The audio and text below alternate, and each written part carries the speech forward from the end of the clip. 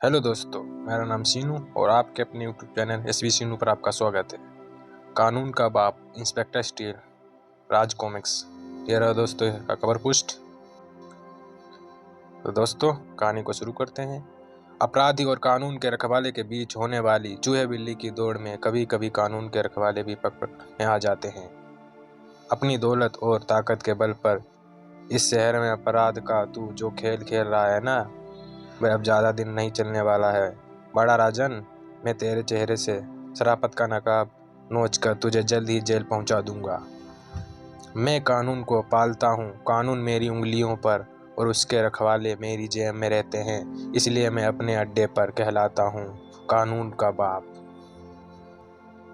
जब जब कानून के लंबे हाथों ने मेरे गिरेबान तक पहुंचने की कोशिश, तब तब मैंने उसे अपने कदमों तले रोन डाला है। यमदूत, बड़े राजन ने उसे पुकारा।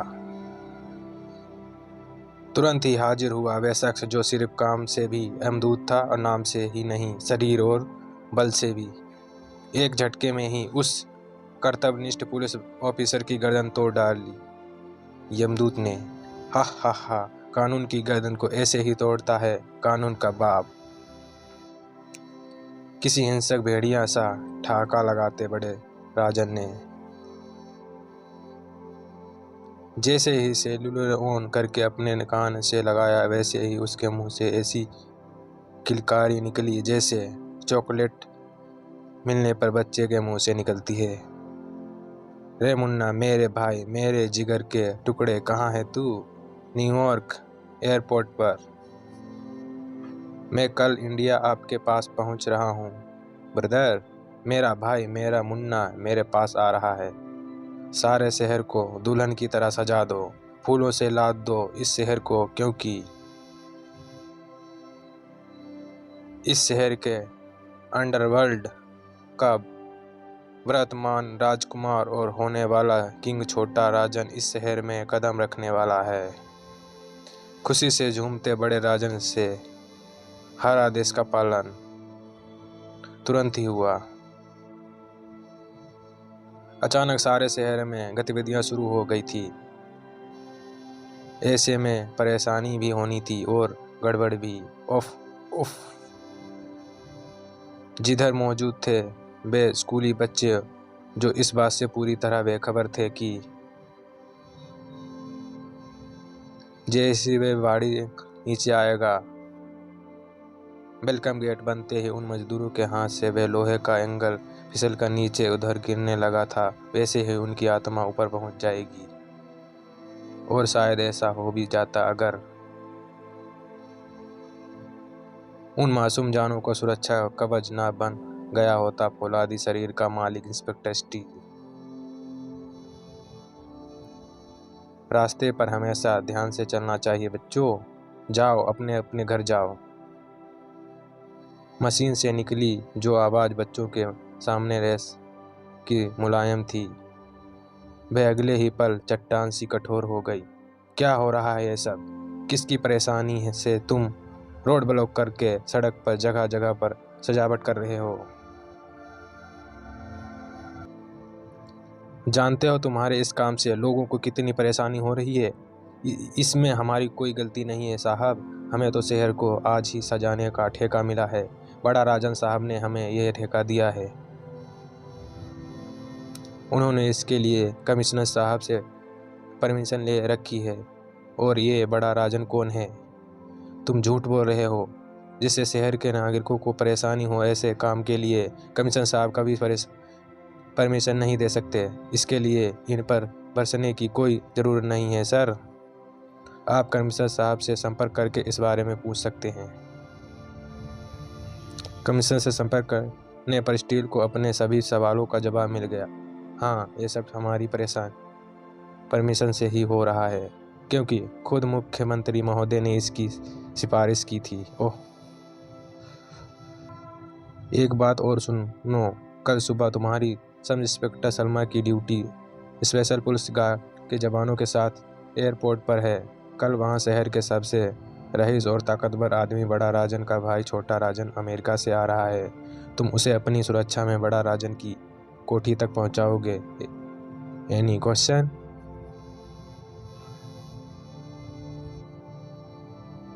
यस सर, ये बड़ा राजन कौन है जिसके छोटे भाई के राजनगर आगमन का कानून से खिलवाड़ किया जा रहा है?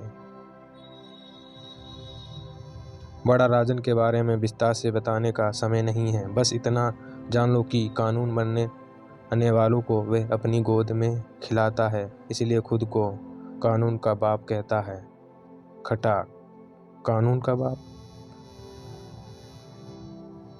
कमिश्नर साहब की बातों से अब जाहिर हो रहा है कि बड़ा राजन कानून से खिलवाड़ करने वाला कोई खास शातिर खिलाड़ी है। उसके इशारे पर जो हो रहा है वह कमिश्नर साहब को बिल्कुल भी पसंद नहीं है। फर्ज को छोड़कर बाकी सभी बातों को अपने मस्तिष्क से झटक दिया था इंस्पेक्टर स्टील ने। तभी तो वह अगले दिन अपने फर्ज को निभाने एयरपोर्ट पर मौजूद था। Welcome home Munna, welcome home. अपने छोटे भाई से जी भरकर गले मिलकर जो हटा बड़ा राजन, तो ही उसकी निगाह उसके जूतों पर जा अटकी। फीते फीते फिर खुले हैं? इतना बड़ा हो गया है तू, लेकिन अभी तेरी बचपन की लापरवाही आदत नहीं गई। कितनी बार कहा है तू मुझे जूते के फीते बांध कर रखा कर, उलझ कर गिर गया तो चोट लग जाएगी तुझे। अब ठीक है, चल अब अपने घर चले। अपने छोटे भाई से बचपन से ही बहुत प्यार करते हैं राजन साहब। जब भी उन्होंने छोटा राजन के जूते का फीता खुला देखा, उसे तुरंत खुद बांध दिया। अपने भाई के शरीर पर खरोंच भी बर्दाश्त नहीं कर सकते राजन साहब। वाह रोबोट, आपने हमारी सुरक्षा और गुलामी के लिए इस रोबोट का इंतजाम किया हुआ है। I am police inspector. Robot police inspector? Sorry mind. छोटा राजन का सॉरी बोलना था जी। बड़ा राजन ने उसे लगाई वह प्यार भरी फटकार। ये अमेरिका नहीं भारत है मुन्ना, और इस समय तुम जहाँ खड़े हो वह राजनगर है, जहाँ के हम महाराज हैं और तुम राजकुमार। और राजकुमार को अपने गुलामों से कभी माफ़ी नहीं मांगना शोभा नहीं देता। हाँ मुन्ना हाँ, इस शहर में इंस्पेक्टर से लेकर कमिश्नर, कलेक्टर से लेकर सफाई कर्मचारी तक सभी हमारे गुलाम हैं। तू उनसे जैसा मर्जी बर्ताव कर सकता है, जैसा चाहे बोल सकता है। बड़ा राजन की बातों ने स्टील के दिमाग के जरे जरे में एक तूफान ला दिया था, लेकिन बांध बनकर उस तूफान के सामने खड़ा हुआ था उसका वह फर्ज जिसे उसने सदा निभाने की सौगंध खाई थी। और छोटा राजन की सुरक्षा में खड़ा वह अपने फर्ज को निभा भी रहा था। उसकी हर बात को दिमाग से निकाल कर हा, उसकी हर हरकत को नज़रअंदाज करके आई हा। लेकिन उस समय उसका वह बांध टूट गया जब फर्ज से खिलवाड़ हुआ। घुड़सवारी कैसे की जाती है ये मैं आपको दिखाता हूँ मैडम। आप नीचे आइए। सलमा। छोटा राजन ने सलमा को नीचे खींचकर गिराया और खुद उछलकर घोड़े पर सवार हो गया। उससे पहले ही उसके हाथ को कानून की उस लगाम ने थाम लिया। एक पुलिसकर्मी की ड्यूटी में बाधा उत्पन्न करने और उस पर हमला करने के जुर्म में मैं तुम्हें गिरफ्तार करता हूँ। लेकिन उसका हाथ घोड़ों की लगाम को थाम पाता। सभी स्तब्ध ऐसे देखते रह गए जैसे उन्हें लकवा मार गया हो, जबकि ज्वालामुखी की तरह गरजा बड़ा राजन। गुस्ताख इंस्पेक्टर, हथकड़ी निकाल मेरे भाई के हाथ से। कानून तोड़ने वाले के हाथ से हथकड़ी तभी निकलती है जब उसे लॉकअप में बंद कर दिया जाता है। इसके हाथ से भी हथकड़ी वहीं निकलेगी। चल। रुक जा इंस्पेक्टर, मैं तुझे हुक्म देता हूँ, रुक जा। कानून सिर्फ धाराओं का हुक्म मानता है, किसी एरे गहरे नत्थु गहरे का नहीं। मैं तुझे धूल में मिला दूंगा। इंस्पेक्टर, कानून से टकराने की कोशिश करना बेकार है बड़ा राजन, क्योंकि जो भी कानून से टकराया है खुद धूल में मिल गया है। पुलिस पर गोली चलाने के जुर्म में तुम्हें भी गिरफ्तार किया जाता है बड़ा राजन। Sub inspector Salma arrest him. रास्ते में खड़े थे लोग, कटोरियों से उबलने का तत्पर उनकी आंखों सब इंस्पेक्टर सलमा के हाथ में थमी उस हथकड़ी पर जमी थी जो कुछ पल बाद ही अपने आप को कानून का बाप कहने वाला शख्स के हाथों में पड़ने जा रही थी। लेकिन ऐसा हो पाता उससे पहले ही। ठहरो, चीफ मिनिस्टर के साथ कमिश्नर साहब। एक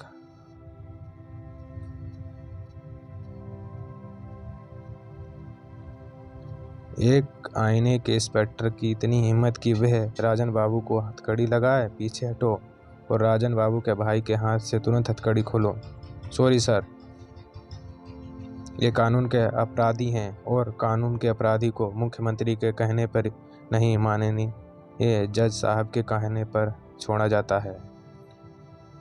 व्हाट नॉनसेंस, तुम मेरी हुक्म अदुल्ली कर रहे हो। राजनगर से एम की कमिश्नर, इस बेवकूफ़ इंस्पेक्टर को तुरंत आदेश दो कि यह राजन बाबू के भाई को छोड़े। सॉरी सीएम साहब, अब बड़ा राजन और छोटा राजन को अदालत का जमानती आदेश ही छोड़ा सकता है। उसके लिए इन्हें अदालत में पेश करना होगा। इसकी ज़रूरत नहीं है कमिश्नर, मैं अग्रिम जमानत के कागजात यहीं ले आया हूँ। कमिश्नर ने जमानती कागजों की निरीक्षण किया और फिर संतुष्टि हो जाने के बाद इंस्पेक्टर स्टील को आदेश दिया, इन्हें छोड़ दो। Okay sir. अपने भाई की हथकड़ी खुलते ही ठहाका लगा उठा बड़ा राजन। आहा देखा इंस्पेक्टर, हा देखा इंस्पेक्टर, कानून को अपनी जेब में लेकर घूमता है बड़ा राजन। आज कानून तेरी जेब में ही सही बड़ा राजन, लेकिन उससे खिलवाड़ करने की भूल मत कर बैठना, क्योंकि कानून का यह रखवाला तुझे कानून से खिलवाड़ करने नहीं देगा। कानून के एक रखवाले की इस चेतावनी ने कानून के उस बाप की आंखों में कहर उतार दिया था और वह कहर उन पर बरसा जो अपने आप को कानून के ठेकेदार कहते हैं। हम अपने आप को कानून का बाप कहते हैं और आज कानून का एक नासा गुलाम हमारे मुंह पर तमाचा मार गया। धिक्कार है सीएम, तुम पर धिक्कार है। वह इंस्पेक्टर कानून का सहारा लेकर ही आपके सामने अकड़ रहा था, उसे कमीशन की भी से हासिल है। हम उस समय ज़्यादा कुछ करते तो ओपोजिशन वाले हमारा हंगामा खड़ा कर देते।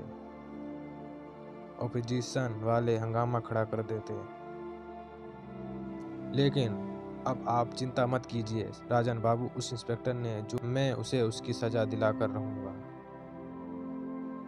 उसका तबादला करवाकर मैं उसे इस शहर से दूर भिजवा दूंगा। तुम सिर्फ उसे इस शहर से दूर भेजने की बात कर रहे हो, जबकि हम उसे भेजना चाहते हैं इस दुनिया से दूर।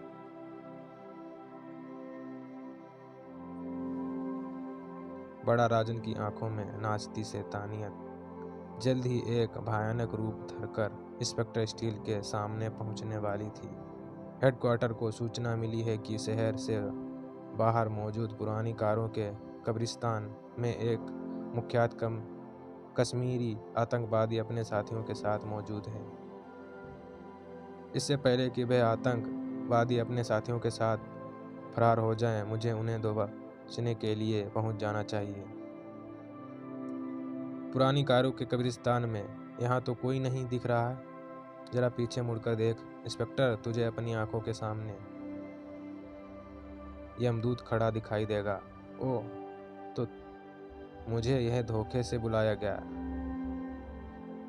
सही कहा, लेकिन जानता है ऐसा किस लिए किया गया है? क्योंकि तेरे शरीर का कवाड़ी के यहाँ से और तेरे दिमाग का यमराज के यहाँ से बुलावा आ गया है और वहाँ तू यमदूत के इन हाथों के सौजन्य से पहुँचेगा जो 450 की लोगों के खून से रंगे हुए हैं। आज के बाद ये हाथ किसी के खून से नहीं रंगेंगे यमदूत, क्योंकि इन हाथों में अब कानून की बेड़ियां पड़ने जा रही हैं। मेरा यह बात तुझे मेरी बात अच्छी तरह समझा देगा। इसे निश्चय ही बड़ा राजन ने भेजा है, जो मुझसे अपनी बेइज्जती का बदला मुझे खत्म करके लेना चाहता है। उफ, कानून ने अभी ऐसी बेड़ियां नहीं बनाई हैं इंस्पेक्टर, जो यमदूत के हाथों में आ जाएं। और कानून का कोई सिपाही ऐसा नहीं है जो यमदूत के हाथों को पकड़ सके, क्योंकि इन हाथों को पकड़ने की कोशिश जिसने भी की है, वो इन हाथों का शिकार बनकर चिथड़े चिथड़े हो गया। तेरे साथ भी वही होने वाला है इंस्पेक्टर, और ऐसा होकर ही रहेगा। अब नहीं तो थोड़ी देर बाद। कानून का सिपाही कभी खत्म नहीं होता। खत्म होते हैं तो अपराधी, खत्म होता है तो अपराध। बेहोश यमदूत को टांग से खींचकर कारों के ढेर के नीचे से निकाला स्टील ने। एक तो स्टील के शक्तिशाली प्रहार, और ऊपर से कारों के गिरने की चोट। भला क्या क्या सहते यमदूत के होश। हवालात में पहुंच जाऊंगा। पूछताछ में अगर तूने बता दिया कि मुझे खत्म करने के लिए तुझे भेजने वाला बड़ा राजन ही है, तो उसे भी इसी तरह खींचकर मैं हवालात पहुंचाऊंगा। स्टील को यमदूत से पूछताछ करने का मौका नहीं मिलने वाला था, क्योंकि हेडक्वार्टर में उसका इंतजाम कर रहा था। ट्रांसफ़र ऑर्डर मुझे तत्काल राजनगर से रूपनगर ट्रांसफ़र किया जा रहा है। मगर क्यों सर? यही सवाल हमने भी गृह मंत्रालय से किया था, लेकिन जवाब हमें भी नहीं मिला, जबकि हमारे साथ साथ तुम भी इस सवाल का जवाब अच्छी तरह जानते हो। तुम्हें अपना फर्ज निभाने और कानून की रक्षा करने की सजा दी जा रही है, लेकिन सब कुछ जानते बूझते भी ना तुम कुछ कर सकते हो और ना हम, क्योंकि हम दोनों का कानून की वे कठपुतलियां हैं जिनकी डोर कानून बनाने वाले उन नेताओं के हाथ में है, जो खुद बड़ा राजन जैसे अपराधियों के इशारे पर नाचते हैं, क्योंकि बड़ा राजन जैसे अपराधी उन्हें करोड़ों रुपए की डोनेशन देते हैं, उनके लिए बूथ कैप्चरिंग और हत्याएं करवाते हैं। अपने कर्तव्यनिष्ठ अफसर के चेहरे पर पितृष्ठा के भाव को देखते रहने का और साहस न कर सका स्टीव। अपना ट्रांसफर ऑर्डर लेकर वह चुपचाप एक शहर की तरफ चल पड़ा। लेकिन उसके चेहरे को देखकर कोई बच्चा भी बता सकता था कि आज उसे अपना कानूनी शरीर एक पिंजरा लग रहा था, जिसमें उसका दिमाग कैद पक्षी की तरह झटपटा रहा था। जबकि स्टील के ट्रांसफर होने की खबर से किसी का मन मयूर उन्मुखता आकाश में उड़ रहा था। मैंने उसका ट्रांसफर करवा दिया है, अब तो खुश हो? नहीं सीएम, मुझे तो खुशी उस दिन मिलेगी जब वह खत्म हो जाएगा। कमबख्त यमदूत को गिरफ्तार कर रूपनगर भाग गया।